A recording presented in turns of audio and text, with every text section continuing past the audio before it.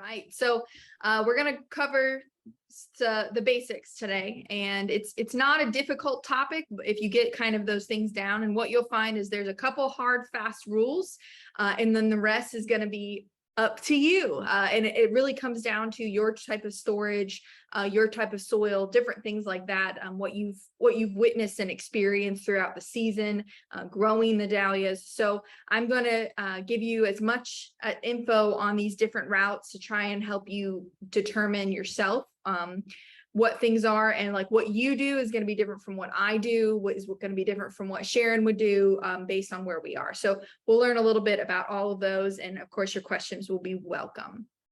All right, so I've got to get my cursor to work. All right, so I always start with a little bit of 101 about whatever we're talking about. So dahlias are a tuberous root, so we call them tubers, but they are technically a type of root, and they are a tuberous root. But we shorten that in the industry and we say tuber for the sake of it. And the reason I brought this up is because I had a professor where I was talking about dahlias, and he was like, "It's not a tuber," and I was like, "It's a tuberous root," you know. So just FYI, very few people will, unless you know a botanist, or will correct you on that. But technically they are a type of root. They are hardy to zone 7. So we're right on the edge there. And, you know, obviously hardy to zone 7, they're actually native to Mexico and Central America. And so if you're in zone 7 or lower, you can actually overwinter these in the ground. And then there's some farmers that I know in Kentucky, in the central area at least, that are overwintering theirs fairly successfully with low tunnels or something to keep kind of the moisture out and that heat in. But we're talking about digging them and storing them. Most of us will be doing that. There are 10 different types, groups of dahlias. And so these will be, you know, the things you've probably seen, your anemone type and your collar red and your water lily and your, you know, all these different types. So there's 10 ones that we kind of focus on.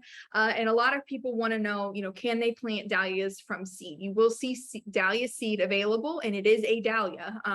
You know, unlike some other things that we see from seed, are not always what we think they are. The one thing to note about seed, so dahlias are cross-pollinated like an apple. So what you plant from seed is not going to be what that parent was. It's going to be whatever mix those are. Another thing to note is that a lot of that seed will likely be singles, which there's nothing wrong with those, but a lot of people want, like in this picture, those big fluffy doubles, ball types, things like that. And it's not to say you won't get those, but just FYI, before you spend the money, you're more likely, and 90% of those at least will be seed. But you could get a whole new variety, you could be propagating it, and you could sell it and name it, and you know, now you're fancy and forever in the dahlia world, and people will love you forever. So that is an option. But usually to get something that's true, we get it from a tuber. Those are then of course split, which we're going to talk about, and that is how you get that exact color that you order. It is a clone, right? So everything kind of came from the same set of tubers originally, and it's just been spread across the world since then. So just a little info on there for dahlias, so we know what we're talking about. All right, so digging, when to dig, how to dig, what to look out for, tips and tricks. So usually you're going to dig these after the first hard frost. So after that foliage turns black outside, and you're going to wake up one morning, and usually it's a big sigh of relief. I know it is for a lot of our big dahlia growers. It's a big sigh of relief. It means that the season is over when your fields are black, right? So that is the recommended time, but that timing is very flexible. So there are some cases where growers will dig those tubers before frost, while it's still relatively warm, because they have to flip that bed. And so if you really need to get them out, maybe you're going on vacation, or, you know, maybe you really need to, you know, put your lettuce there or something like that coming into the season, you can pull them early. One thing I have noticed is that those tubers, the skin on them, very similar to like a sweet potato, the skin will be much thinner and more tender.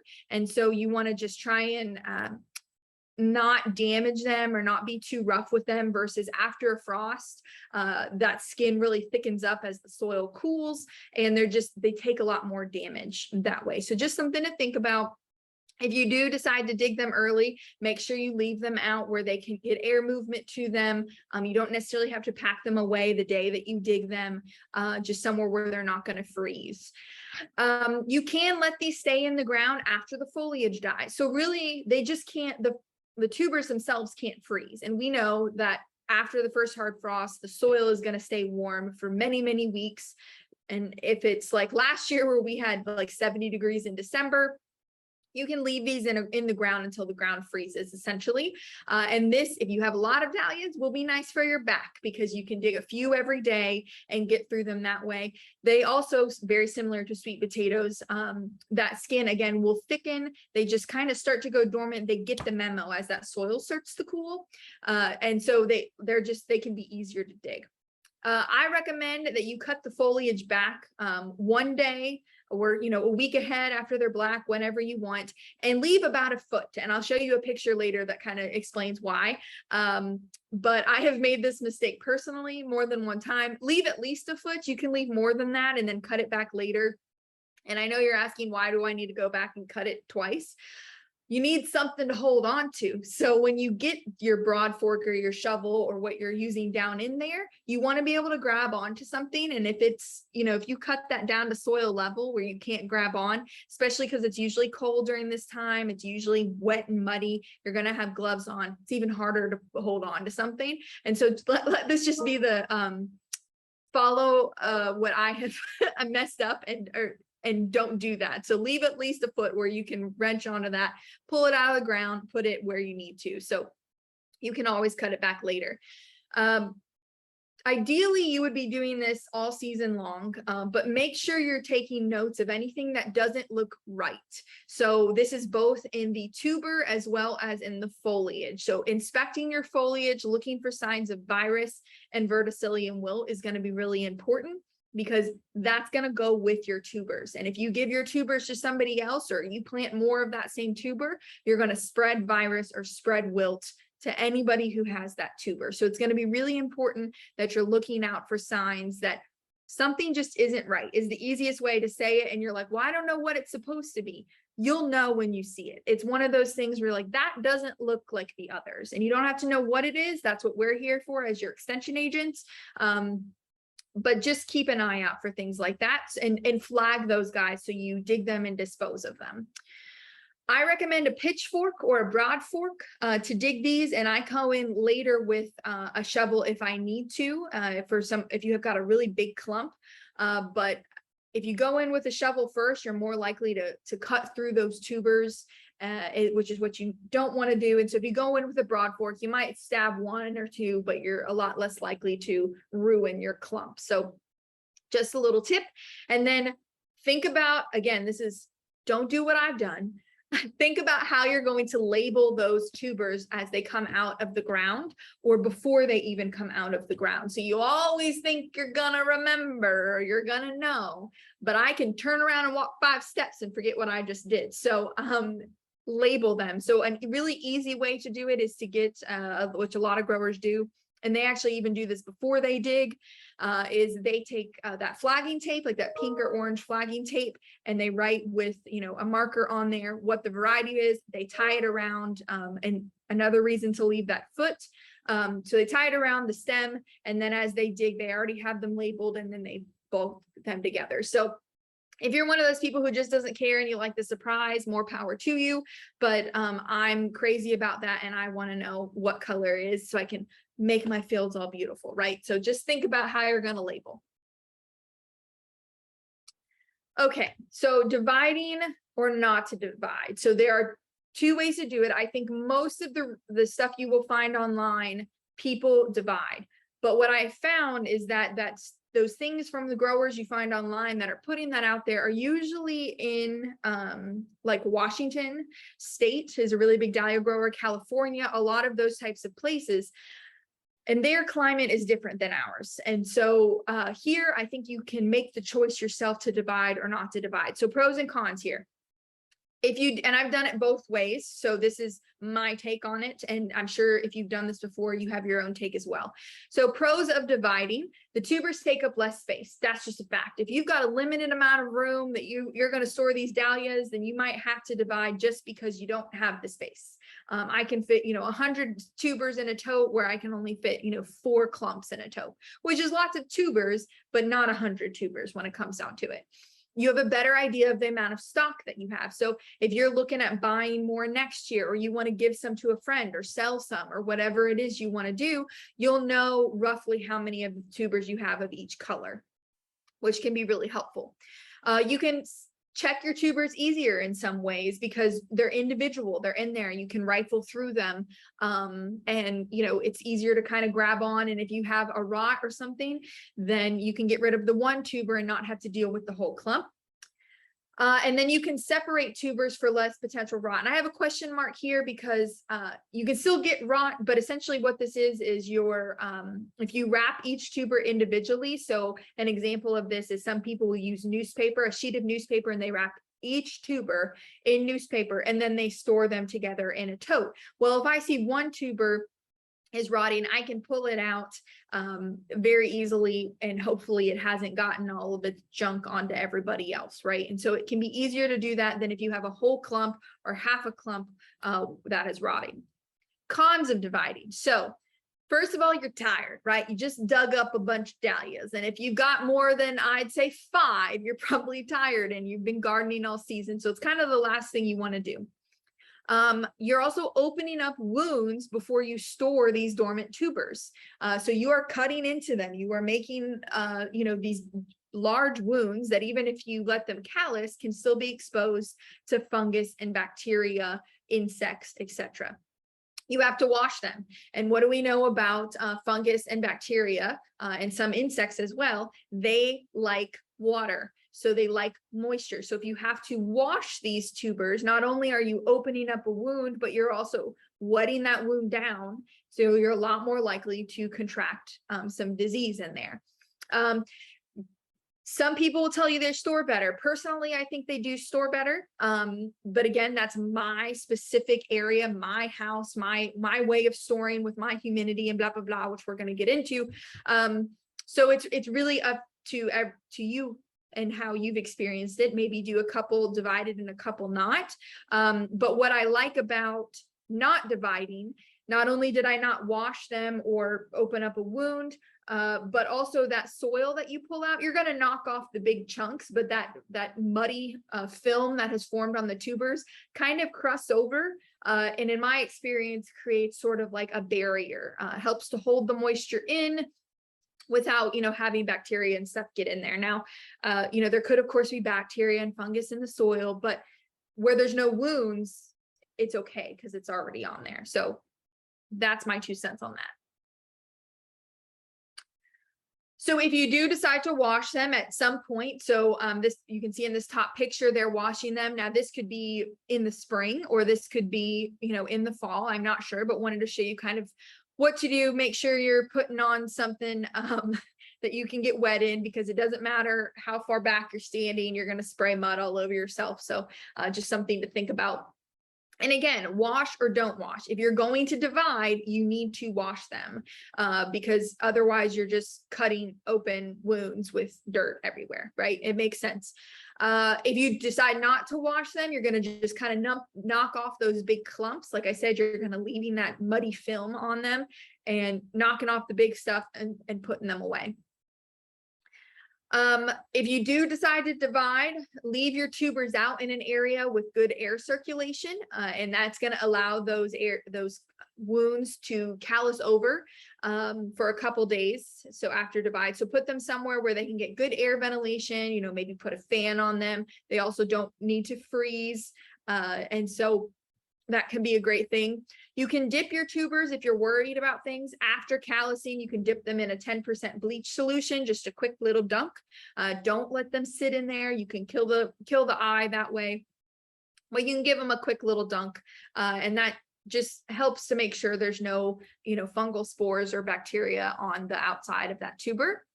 And then if you wait until spring to divide, or even late winter, I've divided in January before. Again, I'm just tired and I don't have time. So I wait till late winter and I get the benefit sort of both worlds there. But if you do wait, it can be helpful to let your tubers wake up to find the eye. So the eye is where your shoot comes out, just like a potato, right? We have to have eyes to have a plant. And so if you've ever received a tuber and it just never grows, it could be because it didn't have an eye. And so if you're not comfortable finding them, and it takes time to learn how to do that. It can be really hard to find. As you can see in this picture, it's just kind of this little, often white, but not always, little nubbin, so to speak, with my fancy science terms. But it can be really difficult to find even if you know what you're looking for. So you can let your tubers wake up. So start to warm them again. Of course, you don't want to do this in January, but warming them again in March or April will initiate that eye development. And then it's so much easier to find, and you know what tubers are going to live and which ones don't. And so that can be a really good benefit of waiting to divide in this case. Okay, so storage. So the hard, fast rule of storage is that tubers cannot drop below freezing. So the ideal temperature storage is going to be about 35 to 45 in a perfect world. 45 is definitely pushing it. You might see some of them start to even wake up at 45, but they will make it through the winter in that case. So something to think about. The other hard, fast rule is that there are no hard, fast rules, right? So it really depends on your storage location. When I have moved and stored them in different ways, I've had to pivot completely on how I store them because of the area that they were being stored in. So your media and your container depends on the humidity of your room primarily. And then like I said, you can wrap tubers individually. Like if you've had really bad problems with rot, you can wrap these individually. Or on the flip side, remember I told you the newspaper, that can be great in high humidity situations. And on the flip side, if you every year, no matter what you do, have shriveled up tubers when you pull them out, some people will wrap them in saran wrap or put them in a plastic bag. And so you can see here that top photo, those are divided tubers, looks like they're in peat in a cardboard box. And then each variety is separated by, looks like a piece of plastic. And so that helps to keep, if a rot is happening in the middle of the box, the bottom and the top are less likely to be affected because they're separated. And then the bottom is, they're storing them in clumps. You can see most of the dirt is knocked off, but not all of it. And they'll wash those, sometime in the spring and then divide at that point. And so let's talk about those low humidity versus high humidity. And only you know that based on wherever, if it's in a root cellar or the barn or the garage or, the closet, I don't know, wherever that is, high humidity versus low humidity. So media is really important when you're storing them. These are not what the only things you can do. These are just things that I have seen or experienced that others have done, and I'm putting them out here for you. And if you find something else that works better, more power to you. God, there's no real, you have to do it this way with Dahlia storage. So if you're in a low humidity, which means your tubers are always super, super shriveled, you can use the saran wrap method I told you about. Damp vermiculite. So you can buy a big old bag of vermiculite and just lightly add some moisture and use that. You can also do peat, slightly damp peat, which was in that last picture I showed you. Or if you have access to sphagnum moss, very, very light. You don't really even want to notice that it's damp. You just don't want it like bone dry, if that makes sense. Because if it's too wet, you're going to get rot even in low humidity situations. For high humidity, I really like cedar shavings. Number one, they're cheap.